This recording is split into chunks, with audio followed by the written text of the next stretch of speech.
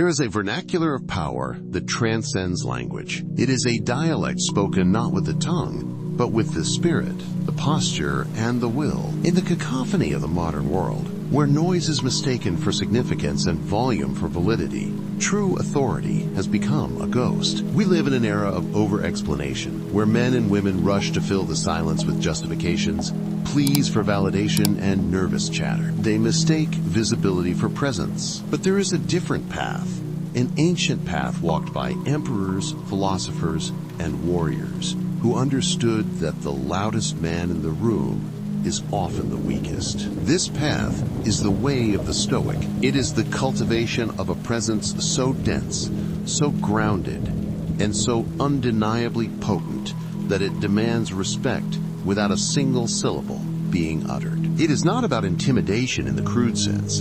It is about gravitas, a Roman virtue denoting a seriousness of purpose and a depth of character that acts like a gravitational field, pulling others into your orbit or repelling those who lack the substance to stand near you. Most people operate under the illusion that respect is something you negotiate. They believe if they can just find the right words, the right argument, or the right joke, they will earn the admiration of their peers. But the truth, confirmed by both ancient wisdom and modern behavioral psychology, is that the more you try to explain yourself, the more you diminish your standing. Respect that is negotiated is merely a contract.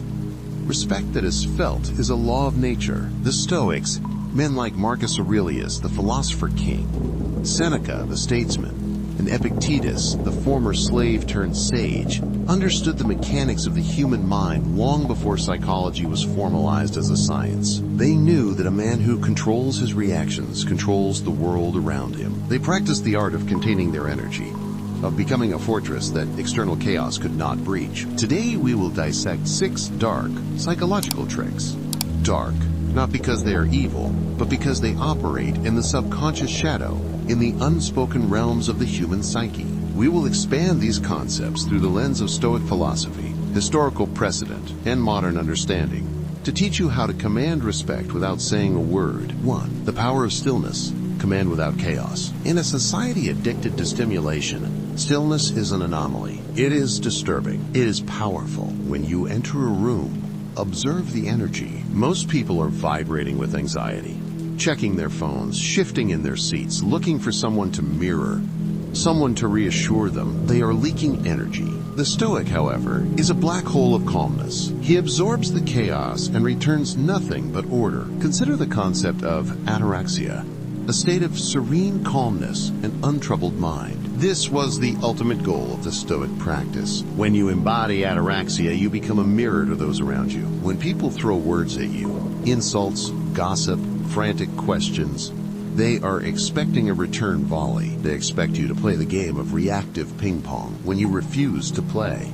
When you meet their chaos with absolute stillness, you short-circuit their programming. Marcus Aurelius, leading the Roman legions on the chaotic Danube frontier, wrote in his Meditations, "You always own the option of having no opinion. There is never any need to get worked up or to trouble your soul about things you can't control. These things are not asking to be judged by you. Leave them alone." This is the psychological weapon of the non-reaction. When you react instantly to a stimulus, you are telling the world that your internal state is dependent on external factors. You are a puppet, and the world holds the strings. If someone insults you and you get angry, they own you. If someone praises you and you beam with desperate joy, they own you. But when you remain still, you signal autonomy. This is the fortress of the mind.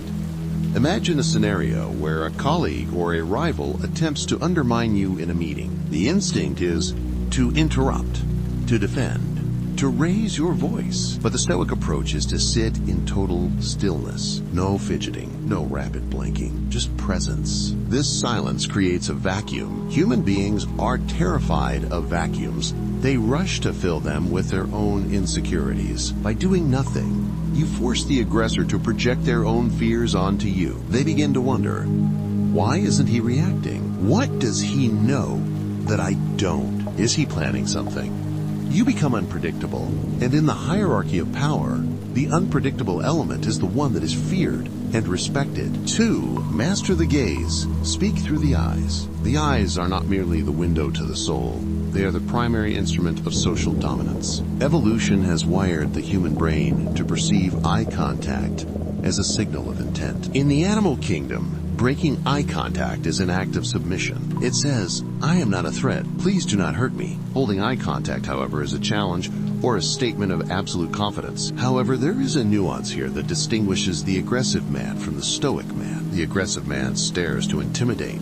His eyes are wide, frantic, predatory. This betrays a lack of control. The stoic gaze is different. It is the soft focus of the sage. It is unwavering, but relaxed. It does not pierce.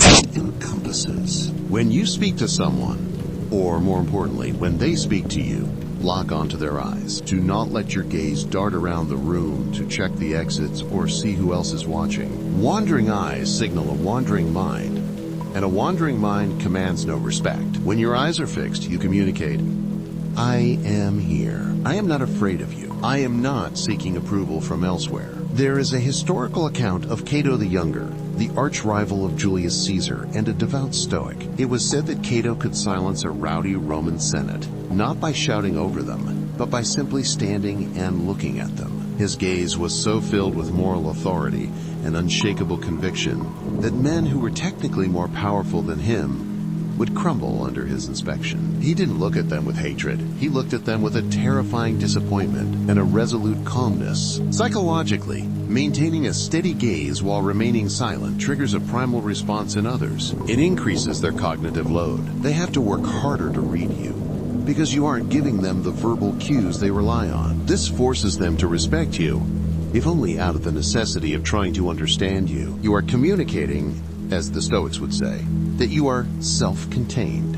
You are a world unto yourself, complete and whole. When you look at someone with this level of composure, you are essentially saying, "I see you, but I am not impressed by the performance you are putting on." That quiet dominance makes others self-conscious. They begin to measure their words, adjust their tone, and lower their energy to match yours. 3. Let your energy speak. The atmosphere of arete. Words are the currency of the poor. Energy is the currency of the wealthy spirit. Before you even open your mouth, you have already introduced yourself. We have all felt this. Someone walks into a room, and the air changes. It might become tense, or it might become lighter. This is not magic. It is biology. We are social animals, highly attuned to the microsignals of those around us. Posture, pheromones, breathing rates, and muscle tension. The Stoic cultivates an energy of arete, a Greek term often translated as virtue or excellence, but more accurately meaning living up to one's full potential. It is the vibration of a man who is in alignment with nature and with himself. Seneca famously said, "He who is brave is free." This freedom is palpable. Most people carry the stench of desperation. They are desperate for money, for sex, for fame, for love, for acknowledgement. This desperation creates a chaotic, grasping energy that repels respect. It is a low-frequency vibration that screams, "I need something from you." To earn respect without speaking, you must cultivate the energy of someone who needs nothing. This is the concept of autarkia, self-sufficiency. When you walk into a room, your energy should say, "I am complete. If you add to my life, good. If you do not, I am still whole." This is magnetic. How do you fake this? You don't. You cannot fake energy. You build it through the discipline of the mind. You build it by accepting the worst-case scenarios, the premeditatio malorum, so that you have nothing to fear. When a man has accepted that he might lose his job, his reputation, or even his life, and decides he will be virtuous regardless, he becomes dangerous in the best possible way. He becomes untouchable. Imagine walking into a high-stakes negotiation. Your opponent is sweating, shuffling papers, trying to dominate the space. You walk in with a slowed heart rate, a relaxed diaphragm, and a grounded stride. You are not vibrating at their frequency. You are bringing your own atmosphere. By refusing to entrain to their anxious rhythm, you force them to entrain to your calm one. This is biological dominance. You don't have to dominate through aggression. You simply exist, solid, self-contained, untouched. Your silence becomes a language of authority that screams louder than their shouting. 4. Control the face. Control the world. The face is the billboard of the emotions. For the average man, it is a leaky vessel. He frowns when displeased, smirks when arrogant, widens his eyes when surprised, and bites his lip when nervous. He gives away his internal state for free. In negotiation, in war, and in life, information is power. When you reveal your emotions instantly, you hand your opponent the manual on how to manipulate you. The Stoic face is not a mask of stone, but a mask of serenity. It is the physical manifestation of apatheia, freedom from enslaved passions. This does not mean you are a robot without feelings. It means you are the master of those feelings, not their servant. Epictetus, one of the greatest Stoic teachers, was a slave before he was a philosopher. His master, a cruel man, once twisted Epictetus's leg to torture him. Epictetus did not scream, cry, or beg. He simply looked at his master and said calmly, "You will break my leg." When the leg indeed snapped, Epictetus didn't lose his composure. He merely stated, "Did I not tell you that you would break it?" This level of control is terrifying to a tyrant. It denies them the satisfaction of your suffering. In the modern world, you are unlikely to have your leg broken, but you will be insulted, interrupted, and overlooked. When someone tries to provoke you, they are looking for a micro-expression of hurt or anger. It validates their power. Your anger is their victory, but when you give them nothing, no irritation, no movement, no twitch of the eyebrow, they lose their sense of control. They feel small in your silence. By mastering your expressions, you master how the world perceives you. You become a canvas upon which they cannot paint their drama. This requires intense mindfulness. You must constantly monitor the tension in your jaw, the furrow of your brow. Relax the face. Keep the expression neutral but attentive. This ambiguity is a psychological cliff. People are afraid to push you because they cannot see the bottom. They don't know if you are amused, bored, or plotting their demise. And in that uncertainty, they grant you respect. 5. Move slowly, speak less. The rhythm of nature. Speed is the enemy of gravitas. Observe the natural world. The lion does not scurry. The mountain does not vibrate. The sun does not rush across the sky. Yet, everything is accomplished. Haste is a sign of dependence on time. It shows that you are chasing something, that you are behind, that you are not in control of your environment. Rushed movements betray a disordered mind. When you see a man constantly checking his watch, walking fast with his head down, stumbling over his words to get them out, you see a servant. You see someone who is enslaved by external pressures. The Stoic moves with deliberation. This is a crucial concept. Every movement should have a purpose. When you reach for a glass of water, do it smoothly. When you turn your head, do it with intention. When you walk, walk as if you own the ground beneath your feet, not as if you are trying to escape it. This applies even more so to the timing of your interactions. Silence is the space between notes that makes the music. In conversation, most people are terrified of the pause. They rush to fill silence with and like. They interrupt because they fear they won't be heard. The Stoic waits. When you are asked a question, do not answer immediately. Take a beat. Take 2. Look at the person. Think. Then speak. This pause creates tension. It signals that you are considering your words, that your speech is valuable, and that you will not be rushed. It forces the listener to lean in. It builds anticipation. Zeno of Citium, the founder of Stoicism, famously said, "We have 2 ears and 1 mouth, so we should listen more than we speak." But it goes deeper. By speaking less, you make your words scarce. Scarcity creates value. If you're always talking, your words are like inflation. They become worthless. If you rarely speak, but when you do, it cuts to the truth, people will wait for your input. They will seek it. Move slowly. Speak less. Show the world that you operate on your own timeline. The calmest man in the room always leads the room. He doesn't need to interrupt, because the world naturally quiets when he finally decides to speak. 6. Withdraw your attention.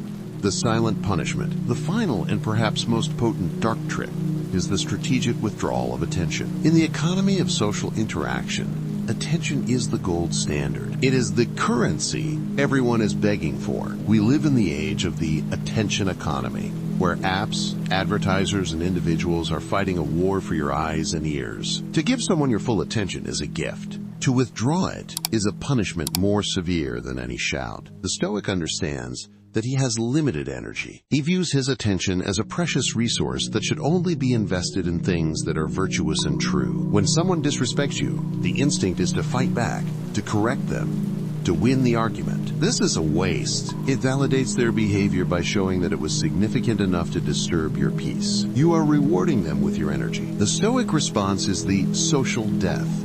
You do not get angry. You do not storm off. You simply turn the valve of your attention off. You look through them. You engage with someone else. You return to your work.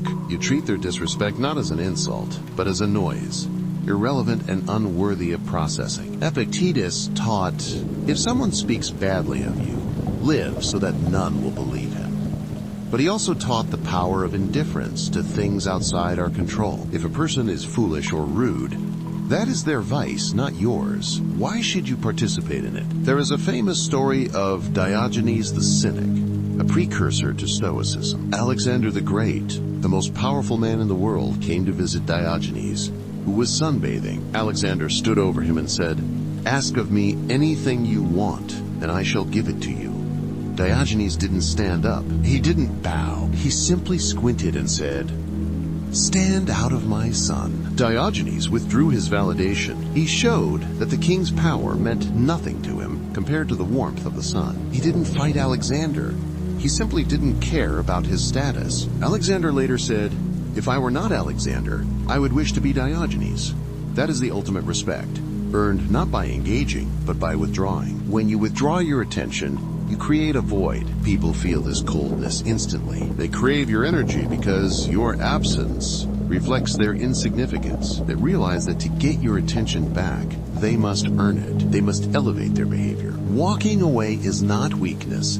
It is the ultimate form of dominance because it signals, I do not need you. The essence of silent power. Respect is not something you can demand with volume. It is not built by shouting, proving, or posturing. These are the tools of the insecure. True respect is a byproduct of inner mastery. It comes from the realization that your silence has more weight than their noise. The Stoics taught that true power lies in the hegemonikon, the ruling faculty of the mind. It is the part of you that decides how to interpret the world. When you master your ruling faculty, you stop needing the world to applaud you. You stop needing to explain your existence. By applying these 6 principles, stillness, the gaze, energy, facial control, slowness, and withdrawal, you align yourself with a deeper, darker, and more primal psychology. You tap into the ancient wiring of the human brain that recognizes and defers to the alpha, the leader, the sage. You become the immovable object in a world of unstoppable forces. You become the anchor, and in a world adrift in chaos, the anchor is the most important thing on the ship. So remember this, you do not need to speak to be respected. You only need to be still enough for others to feel that you don't need their approval. You need to be dangerous enough in your discipline that your kindness is seen as a choice, not a weakness. This is Stoic true wisdom, where silence becomes strength, discipline becomes dominance, and presence becomes power. Live this, and you will never have to demand respect again. It will be given to you freely by those who have no choice but to recognize your mastery.